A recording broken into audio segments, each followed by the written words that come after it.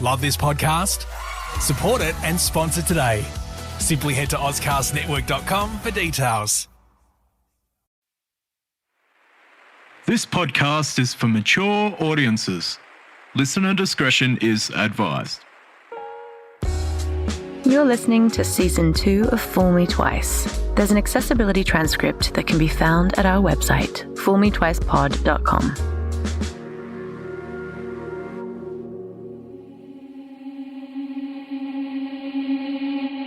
Beware, my friend, trouble roads are to come. Tall grass, long snakes, fall not for their charm. Lift your head, forget the dance in your pride. Sometimes in life we need to be fooled twice.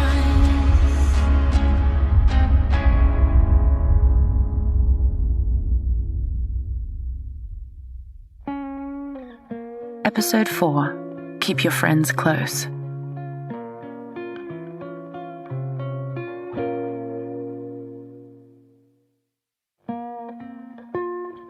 Chapter 1. The Psychology of Value.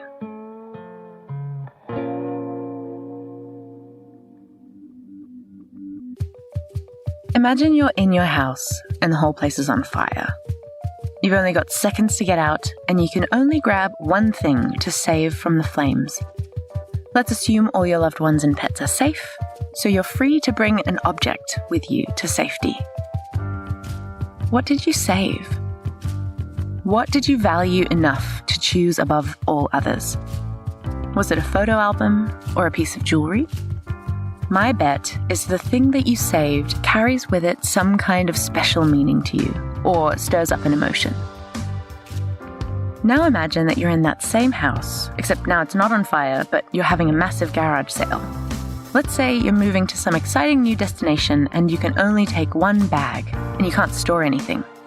How easy would it be to put a numerical value on everything you own? What would you need to take into account? Would the fact that your grandma made you that blanket make it cost more? Maybe it's priceless. There's a relatively new area in psychology called price psychology, which looks at how people come to decide what to price things. And yes, there are people whose job it is to decide what things will cost. It's a delicate balance because it must consider both maximizing profit and also the way prices are received. If something's priced in a way that feels too high, it'll be seen as a ripoff. That much feels obvious. On the other hand, however, if something is priced too low, there's a very real danger of it being perceived as not having value. So that's two things so far about the way our minds understand value. The first is that value is emotional, and the second is that value is relative. At your imaginary garage sale, you probably have a good idea that your flat-screen TV is worth more than your Alanis Morissette CD, but how much should each of them actually cost? That's much harder to gauge. Humans understand price in a similar way to how we understand temperature, which is badly. If I leave my house in the winter, I can tell it's much colder outside than inside. But how much colder? What are the exact temperatures? It's anyone's guess. Now, there are factors I can consider. Can I see my breath? Is water solid everywhere I look? How much force do I need to use to scrape the ice off my car? It's the same with gathering information about price. Is this thing extremely useful? Is it one of a kind?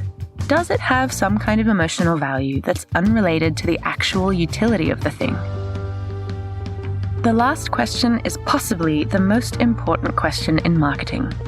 Besides buying a thing, you're also buying a feeling that's tied to the thing. Another Oppenheimer, this time Ernest's grandson Nicky, who was the De Beers chairman from 1998 to 2012, admits that, quote, diamonds are intrinsically worthless, except for the deep psychological need they fill. He upset a lot of people with this quote, but he's hit the nail on the head. There is no intrinsic value to gem diamonds, except that they look nice. And you can get the exact same look with other, way cheaper stones like zirconia and moissanite. The psychological need, though, is a big one. Listen to this copy from a print ad campaign for De Beers that ran in 1947. In the ad, a woman in a white sundress stands, kind of stiff-looking, beside a flowering tree. One of the flowers is a diamond. In the springtime of love, the flowers smile more sweetly, lend their magic to your dreams. And from earth, too, your engagement diamond joins them, a lovely miracle to tell your newfound joys. Lit for eternity, this talisman will recount your love's continuing story, the hopes fulfilled, the strivings and rewards of later years, for you and your children's children, until time ends. A diamond is forever. I have in front of me the Private Investigator report that Sally commissioned on Tiffany Wong. It's not very long. It's only 9 pages total, and the pages are pretty sparsely populated with information. I can see that they tried to locate Tiffany's address, but the closest they could get was the address of her parents, probably indicating that she didn't have a place of her own and was living with them. The investigator interviewed the security guard at her parents' address, who confirmed that she did see Tiffany coming and going. There's a photograph of the building, and the way that the building looks is a very familiar and unremarkable kind of building in Hong Kong. A large apartment block in a complex of other similar buildings. It's in Yuen Long, which is in the western New Territories of Hong Kong, very close to the border of China. Her birth date is the 15th of September 1979, which would make her 41 today. There's a list of court appearances and summons, including a High Court bankruptcy hearing from 2004 when she was only 25 years old. The list of her court appearances doesn't give much information. The plaintiff is always listed as HKSAR, which stands for Hong Kong Special Administrative Region. In 2009, she was charged with 12 counts of obtaining property by deception. It seems like she had 2 separate hearings that were put together in 2009 because there were so many charges and they were all the same. Then, in 2017, she was charged again with 3 counts of obtaining property by deception. In another case, she was charged with fraud and something called using a false instrument. I looked that up, and it means that she forged documents. In 2018, she went to the Court of Appeals. I have to assume to appeal her judgment or her sentence. And finally, in October 2019, she was charged with 3 counts of fraud. Here's a friend of mine, Petey, who's a comedian based in North Carolina, with his take on diamonds. Diamonds in hip-hop are the ultimate status symbol. It's practically synonymous with the hip-hop culture. More than the cars, clothes, and money. It's kind of part of the rapper uniform. If a fireman has a fireman's hat, a police officer has a badge, a king has a crown, a rapper usually has a diamond chain. Wearing diamonds, just like in life, shows your level of wealth, and it sets you apart from the average man. It shows you made it to a level you previously thought was unattainable. But in hip-hop, just wearing them with traditional jewelry won't do. The more unique you can be with them, the more attention you get. The more eyes on your product. From the early days of legendary rapper Slick Rick's patented diamond-encrusted eye patch, to New Orleans-based hip-hop label Cash Money Records having several of their artists have diamond teeth. In 1999, the label put out a song giving diamonds a new name, Bling Bling. The new name would take over the pop culture lexicon. Diamonds were everywhere in the culture. One of rap's biggest rappers, Jay-Z, even took up the diamond symbol by just making a diamond with his bare hands, and then turning around making it a part of his brand. To Atlanta rappers, the Migos, rapping about their BVS diamonds. To artist 50 Cent giving fellow rapper Tekashi 6ix9ine a diamond-encrusted inhaler. Way to make healthcare look even more cooler.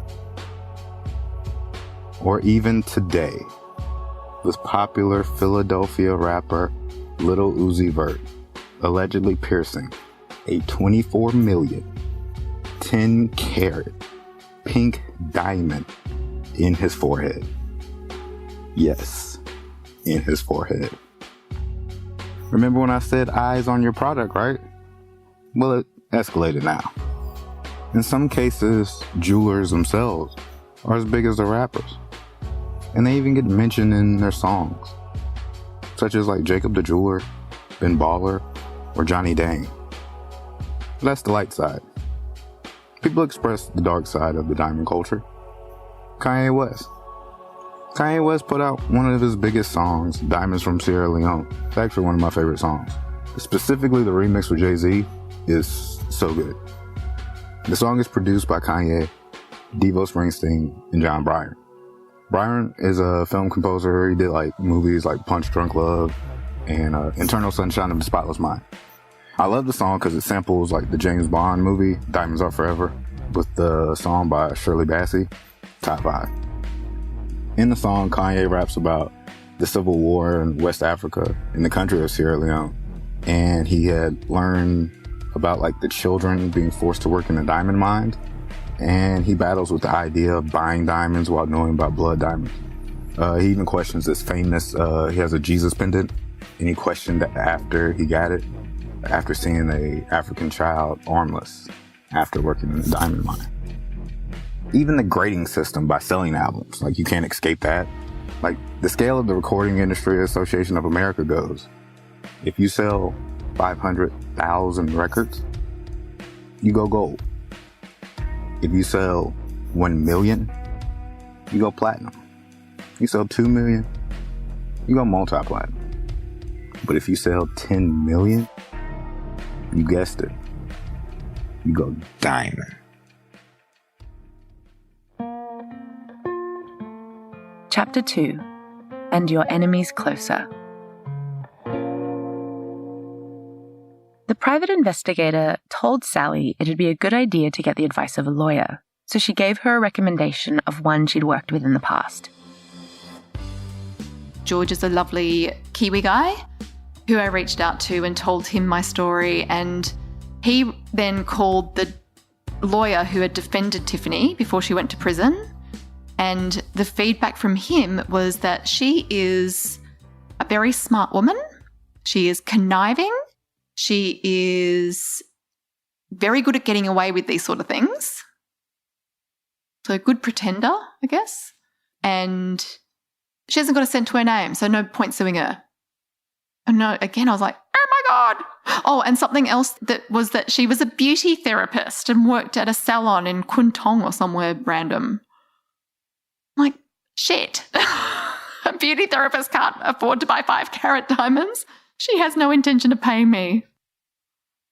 So after speaking with George and learning her story and getting the feedback that she's got no money, it's not worth suing her, if the police arrest her, she'll just go back to jail. That was going to be her fate. And he gave me the friendly advice of becoming her friend and get her to continue to pay you money. So I reached out to Tiffany and I said to her, Tiffany, I know your story. George, the lawyer, had told me that she had subpoenas to appear in court for other crimes.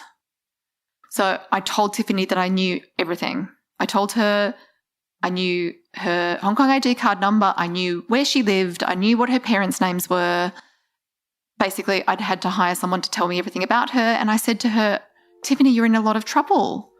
And I said to her that if she could continue to pay me, I will try and help her. I tried to give her sympathy for the situation that she was in.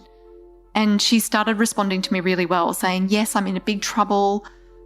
But remember also she was continuing to pay me, and she really had a fear of going back to jail. She told me that she didn't want to go back to jail, and I told her, well, I will try and keep you out of jail as long as you keep on paying me. So I will tell the police, I do have a case against you with the police.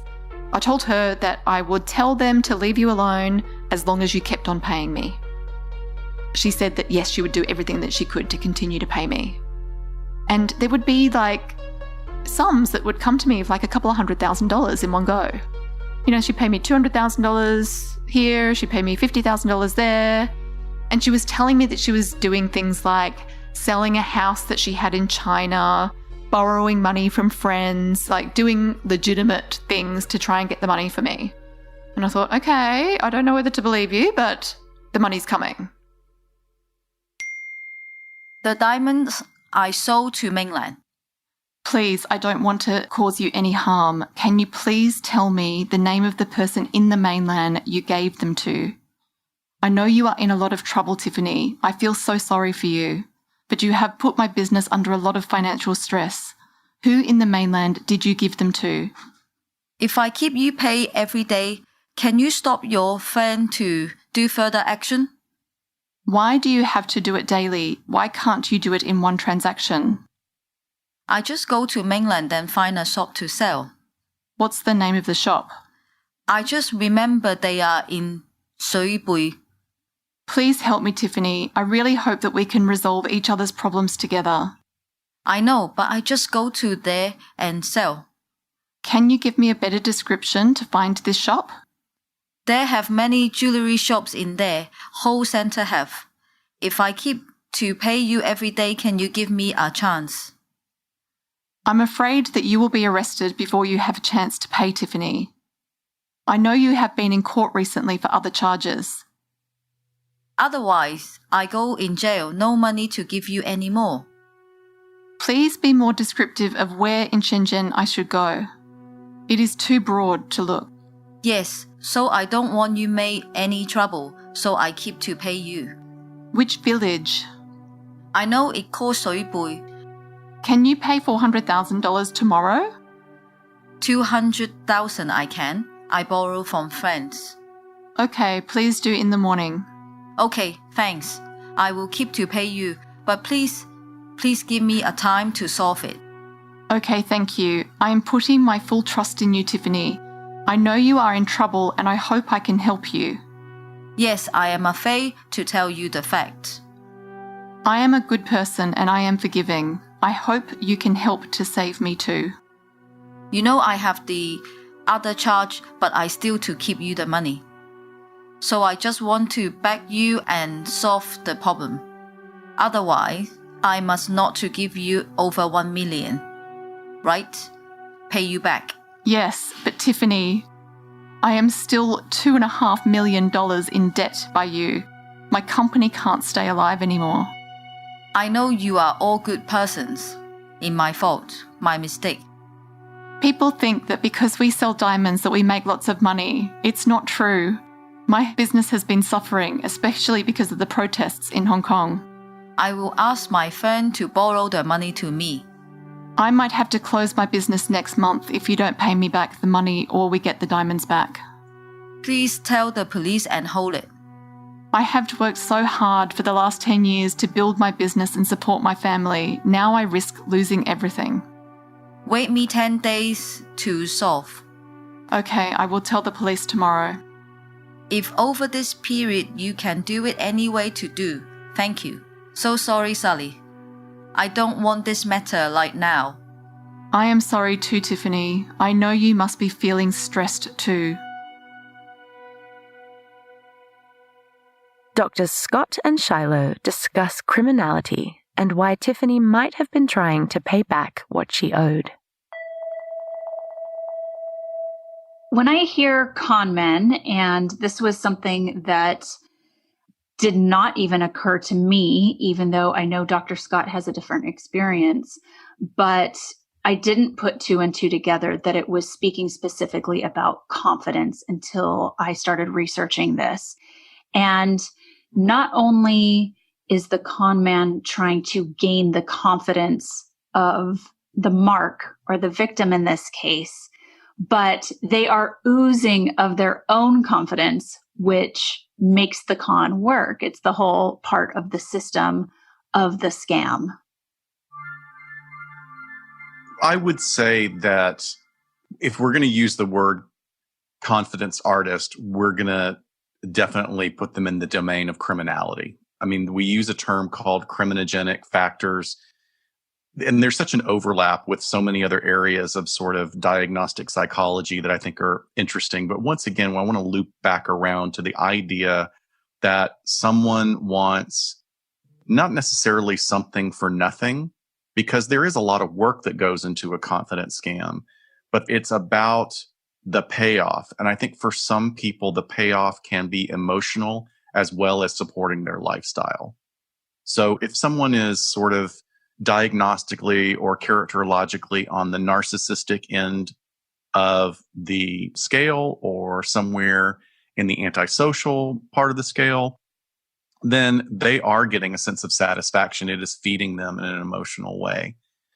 Dr. Shiloh and I described so much in our work about people who engage in crime that are crimes of opportunity. They're in the right place at the right time, and their disinhibition to not engage in criminal activities is somehow just turned off. So they're going to take advantage of it. But that's not what we're describing here, in my understanding. Dr. Shiloh, what do you think? We're considering some very pervasive personality disorders in especially this niche of con artists. And as Dr. Scott mentioned, that's going to be long-term. That's going to be throughout their life and how they interact with the world and other people and their relationships. So some of those disorders or phenomenon might leave for a lack of empathy, where they're getting a lot of gain. They're getting financial gain, emotional gain, and not feeling the consequences that some of us who don't have these disorders might feel and would keep us from engaging in this behavior. So there's really sort of just rewards happening for this person, which we know if you're getting rewarded for your behavior, you're going to continue it. Exactly. It's going to be reinforced. I've been successful in the past. Therefore, I will be successful in the future with this type of activity. So, considering the criminality of the way that Tiffany operates in the world, we asked them, what did they think was the rationale behind Tiffany trying to pay Sally back? Well, we are not going to third-party diagnose someone who's not here, but we're going to look at some possibilities. The one that pops up for me, if I'm going to go strictly into the domain of criminality, is that, yes, that is a large amount of money to pay back, but there may have been a secondary gain for her to continue making payments. Continuing making payments may very well, in her mind, have mitigated the chance that it will be further relayed to law enforcement. So it's about stringing it along. The longer you can keep it, like it's the way we look at crisis negotiations is time is on your side. Like try and draw it out and engage the person so that you have more of an ability to take control of the situation. But we're flipping the script here where the con artist is the one who's drawing out the time. Much like romance scams, like the longer it goes on and the more excuses that get laid in the way is the more potential for money to come. I was just thinking, and this is for me looking at this particular situation, I would think that she'd probably be motivated by, let me just keep this relationship active so that I don't get reported to the police while I run some other plan to get me out of this. Was Tiffany in a bad spot where she needed money? Or was she a con artist? We don't know. And so if she wasn't a con artist and did this to multiple people over and over again, she may have absolutely had some empathy and feel bad about victimizing Sally. And maybe that was really coming through with the way Sally was being kind to her and, asking to support and help. It could have absolutely been genuine that she wanted to be helpful and pay money back, even though she had already done something wrong.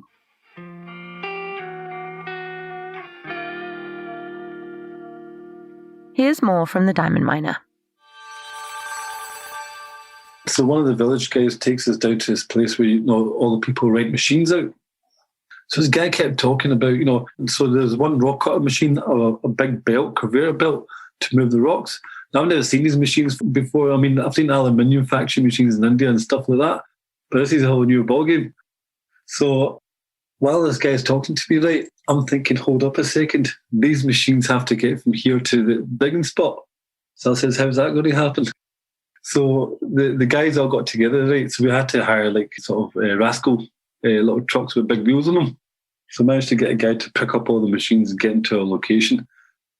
So as this guy was telling me, right, about how to use the stuff, my head was somewhere else. I was thinking how we're going to get it there. I was trying to figure that out. I was like 10 steps ahead, right? But as they say, health is your wealth, innit? So I should have listened to that guy. and took on the safety on board information that this guy was giving me. So the first day we start digging, right, rocks are getting cut up and everyone's shouting like diamond, right? I was thinking, oh my God, they were just coming out. It's like we just hit the pipeline. I see the first night, mind you, one of the African guys says to the other guy, and he explained, he goes, oh, you must be good luck. He says, because you managed to move it so fast and you've already found something so quick. I says, you know something? That's because, this guy that's from India, I showed him the land, and apparently this guy that my friend over from India sent was a geologist as well, so he was good. He knew where to dig, so I was just lucky. Everything, it was like a puzzle just fitting into pieces. And the cost, I'll be honest with you, between me and him, I had about, 2007, after leaving America, I had about, say, in UK currency, about 10 grand, around that mark. So I said, right, to him, I'll chip in 5, you put in 5, right, and we'll go far as we can with that 10 grand. But see, to take the rock, to convert the rock chipper, the 2 machines, plus a conveyor belt, plus a guy to move all the 3 machines, plus his big digger thing. So move all them 4 things across to the digging spot. Everything cost us about 2.5, 3 grand, I think it came to, in our money. So we chipped in. So that was nothing. When it's shouted out diamond, you forget about what you spent, and you forget your Excel sheet. Everything goes out the window here. Here you're thinking, right, how do we get more of these? What's the next process? So my head's thinking, right, what happens when you find these rocks, right? Because I was thinking you have to get them cut and polished. And I knew what the next process was. But finding just these few meant the next part of the plan gets to go ahead.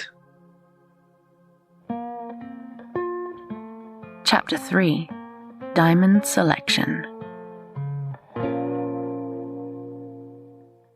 After Sally told Tiffany that she would try to keep her out of prison, as long as she kept paying Sally back, she asked Tiffany what she actually did with the diamonds. Tiffany said that she pawned one of them across the Chinese border in Shenzhen. The second one, she said, she sold to a diamond dealer in Hong Kong for $1 million cash. The name she gave was Diamond Selection. Essentially, Sally has been told that one of the diamonds is basically lost, sold to a pawnbroker in China. This is a little fishy for one big reason, and that reason is that we know that Tiffany was known to law enforcement in Hong Kong. Since she has a subpoena to appear in court, she almost definitely wouldn't have been allowed to leave the country. So there's every likelihood that that wasn't the whole truth.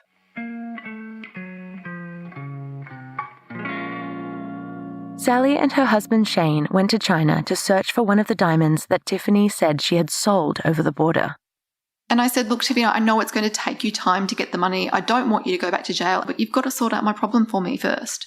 I said, and when I've got all the money back, I will help you out and I will coach you and I will help you try and get back on your feet. But my lawyer was said to me, be very careful not to get too close to her because she's not your friend and she's stolen from you and you need to get your money back first. But I thought, well, once I get my money back, then, she is a woman that's probably really mentally ill and needs help. And my husband was getting really angry at me because he's like, just get the money back any way you can. I was like, well, this is kind of working. She is getting my money back because I'm offering her help. So I said to her, now, Tiffany, now that you're my friend and you're helping me out, I need to know what you did with the diamonds. And she told me that she had taken one of the stones to a place in Shenzhen, which is like a big diamond hub. And I'd never heard of this place before, but I went there looking for the diamond. She said that she pawned the diamond to a small diamond company in this place in Shenzhen. So Shane and I went there and we arrived and it was like this sea of diamonds. There was diamonds everywhere, like these huge blocks of buildings with 10 stories, 20 stories full of just diamond merchants. I'm like, what is this place? But it was just same crap, like mass-produced, manufactured, same everything. I was like, we are never going to find this diamond. It's like going to be looking for a needle in a haystack.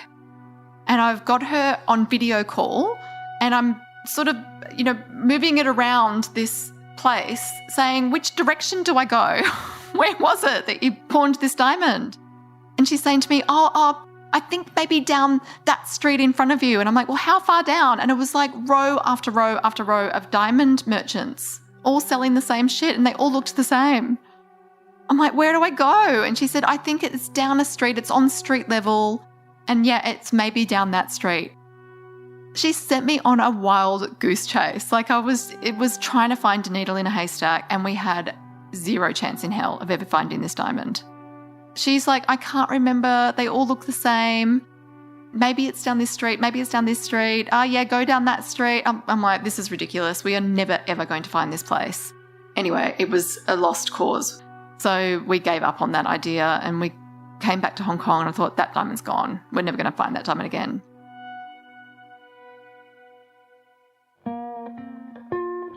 Chapter 4.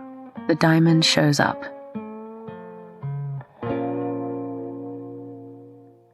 After I had been to the police, met with the private investigator, got George the lawyer, had his advice to befriend her and get her to keep on paying me the money, I'd also reported the theft of the diamonds to the GIA, Gemological Institute of America, that serials and gives the certificates for the diamonds. And I told them of the theft just in case the diamonds might turn up with them, because I thought maybe if she's given the diamonds to someone, maybe they want to cover up the fact that they're a stolen diamond and maybe try and get them recertified or something like that. And they might send them to GIA to do that. So I reported the loss and theft to GIA. And a few weeks later, I remember being on a bus in Hong Kong, and I thought, like, I wonder if the reports are showing on the GIA website, because you can type in the GIA number into the website and the report will show. And the first time I typed in the number and the report showed, and then the second one I typed in the number and the report didn't show. And I thought, oh, that's weird. Why would one show and not the other? Because I thought I reported them both as lost. And I thought if they were just to withdraw them off the system, I thought that both of them would have gone. So I'm like, that's weird. Okay, so I called the GIA in Hong Kong and I said, look, I've reported my diamonds as stolen to you, and one of them's appearing in the search results and the other one's not. Why? And he said, oh, you're going to have to contact New York for that. That's where our lost and found kind of department is. I'm like, okay, so he gave me the number of this woman named Ivy Cutler from the GIA in New York. I had her phone number and email address. So I first of all tried to call her and got her voicemail. And, I'm like, hi, Ivy, I'm Sally from Ryder Diamonds in Hong Kong. I've had these diamonds stolen. I've sent you all the report details from the police, etc. Why is one of my diamonds appearing on your search and not the other one? And then I sent her the same content in an email. And she didn't return my email. She didn't return my call. So a few days later, I called her again. Hi, Ivy, it's Sally Ryder from Ryder Diamonds. I'm calling about my stolen diamond. Why is one report showing, the other one not? Can you please get back to me? This is quite urgent.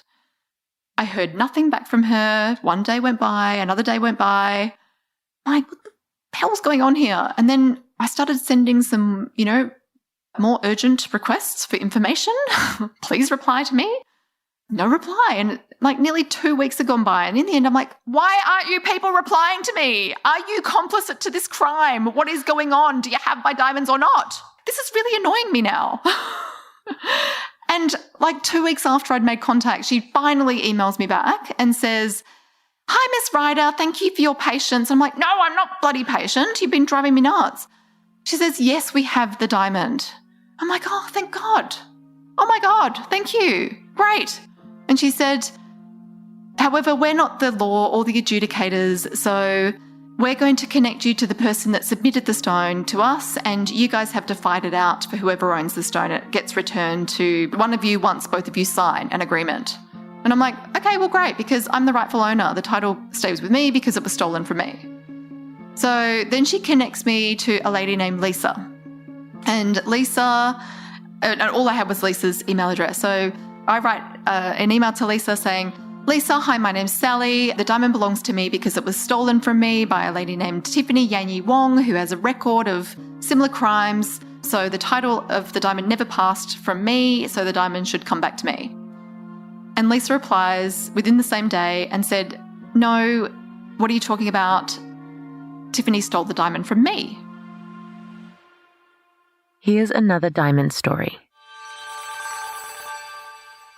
So when I was young and stupid and got engaged for the first time, like at 25 or something, I thought I had to have, the most beautiful big diamond ring. And I made the guy take me to a jewelry store, and I wanted a marquee, I think it's called. It's like an oval-shaped diamond, and I wanted it on an angle, and I wanted clawed little extra diamonds on the side. And it was quite hideous. And I think that was the beginning of me not liking diamonds. So it was really funny that I actually grew into liking diamonds. And then we broke up, and because he owed me money, I took it back to the jeweler and sold it to them because I hated it so much. So I ended up hating diamonds and now loving diamonds. I never really loved them until my mum got really sick, and she used to always say to me, when she dies, she's going to leave all her jewelry to me because I'm her only daughter. I was like, ew, I don't want your jewelry. It's all old-fashioned and crappy. Well, of course, she did die, and it was really lovely to have that part of her that was so important, because my mum got married to my dad when she was 17. So she got this unbelievable, stunning little diamond, but it's just beautiful, and it's a filigree diamond ring, and it has a matching wedding band. And then they didn't have a lot of money, so it took a while, but then eventually she got her eternity ring, which is also stunning. And when I wear it, I feel really close to her and him because he'd already died. So it was really nice to get that jewelry from my mum.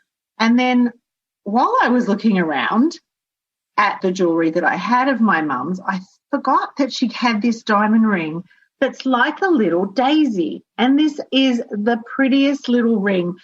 And it's not little, it's quite a big diamond with little diamonds all the way around it. And it looks like this really pretty little flower, which is exactly something I would like because I like flowers. And I just love it. I forgot about it. I thought someone had stolen it. In my head, I thought I hadn't seen it. And it wasn't that long ago that my mum died. So I just haven't wanted to look in her jewelry for such a long time. So I did find that, and then I was so excited. I found my Nana's rings. One of them is her engagement ring, and the other one is her eternity ring, and she would have had these since she was in Malta, and that was like 80 years ago. So this jewelry is unbelievably beautiful and amazingly precious to me, and I'm so, so happy to have them. I think my most amazing jewelry diamond story is I brought my husband back to his home country of South Korea, and his parents picked us up at the airport. This was 5 years ago.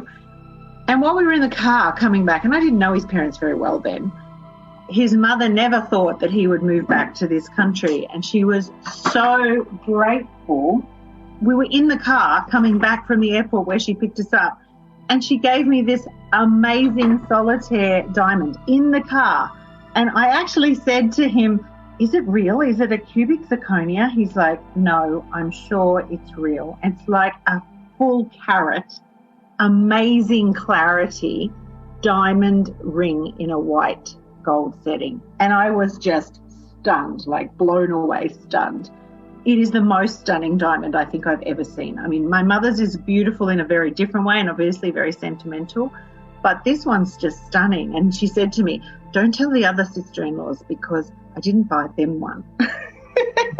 So it was very cute. It has such nice meaning, and she's always really grateful when I wear it. I'm terrified when I wear it that I'll lose it because I'm not very good at things like that. So she actually bought me something called a stop diamond ring. And I was like, what's a stop diamond ring, Amma? And she showed me, and it's a little band, almost like a wedding band, and she chose one with more little diamonds in it that holds it on. It's quite tight and quite fitted. So now I've got a wedding set of rings from my mother-in-law and my mum's wedding set of rings. So from both of the mothers in my life, I have beautiful diamonds that mean a lot to me.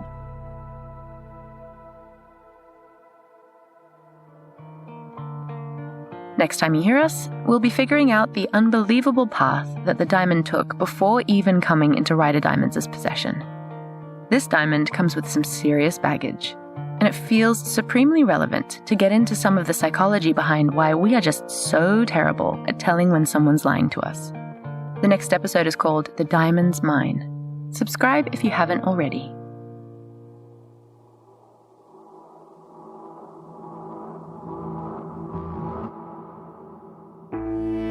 This podcast was created, researched, and edited by Jules Hannaford. And we couldn't have done it without Sally Ryder and everyone else who helped us to tell this story.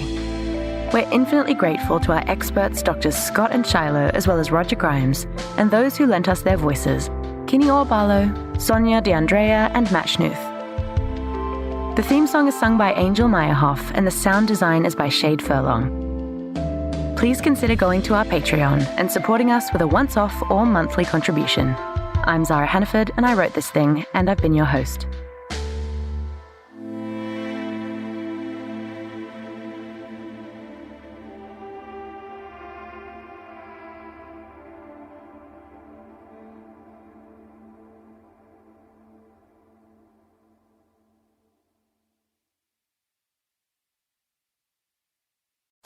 Love this podcast? Support it and sponsor today. Simply head to AuscastNetwork.com for details.